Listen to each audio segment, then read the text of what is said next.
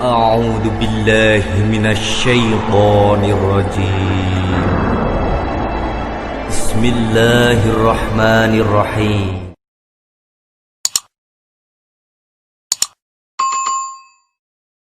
Frequent in the United States, and more commonly the targets are Muslims.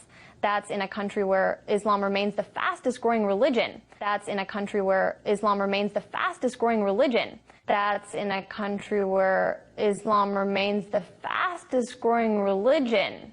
So how do Muslims, especially those who made a conscious choice to convert, feeling nowadays with Islamophobia on the rise? In the third and final part of his Muslims in America series, RT's Alexei Yarshevsky spent a day with a white American Muslim convert. To some, Islam is the root of all problems. Not all Muslims are terrorists, but all terrorists are Muslim. To many others who have a clue or read and understood the Quran, it's exactly the opposite. It is a peaceful religion, but these other people have a whole political agenda, and I don't understand it. It's horrifying. Something that has been such a very positive in my life is now being portrayed as a training ground for mindless maniacs, really, who don't care who they murder. Nevertheless, despite pundits and politicians alike continuously failing to see the difference between Islam and its radical offshoots, this religion is expanding at a fast pace. There are still no exact statistics as to how many Muslims are there in the United States. Some statistics say it's 4 million, some double that figure. What's undeniable is the rapid growth of Islam in the country. Only 10 years ago, there were only 50 Islamic schools across the nation. Now this number stands at 200. The same applies to Islamic centers. This number has tripled over the last 2 decades. And to a certain extent, Islam can credit converts for its growth. But if this religion is evil, as some believe, why would people growing up in other environments want to join it? But if this religion is evil, as some believe, why would people growing up in other environments want to join it? We spent a day with a convert to find out.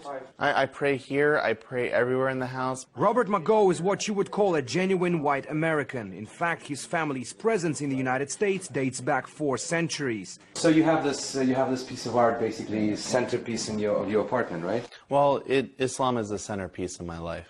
Nevertheless, 9 years ago, Robert made a life-changing decision. I was raised Christian, and I always liked the idea of monotheism. When I learned about Islam and how it has a monotheistic focus very similar to Judaism, but it has a place for Jesus as a respected prophet, it clicked. One of the more pleasant parts of being a Muslim to Robert is going to mosque prayers. It's here, he says, that the true nature of Islam is being revealed. They say in America the most segregated hour is Sunday. In America, when people go to church, but here it's quite different. There are peoples from every corner of the world meeting each other, praying with each other, living their lives, marrying into each other's families. Robert's affinity towards Islam transformed into his professional life. This is the national office, just several blocks from Capitol Hill. He now works for the Council on American Islamic Relations, or CARE, providing legal help to Muslims in peril. Needless to say, with the rise of Islamophobia in the United States, Robert and his colleagues have been busy. The notion you would often hear from Muslims in America these days. They acknowledge that thanks to those committing atrocities while associating themselves with Islam, the whole religion is being put into crosshairs. But just as their book, the Quran, teaches them, they're sure that adversity will eventually make way for the bright future. Alexei Yarshevsky, RT.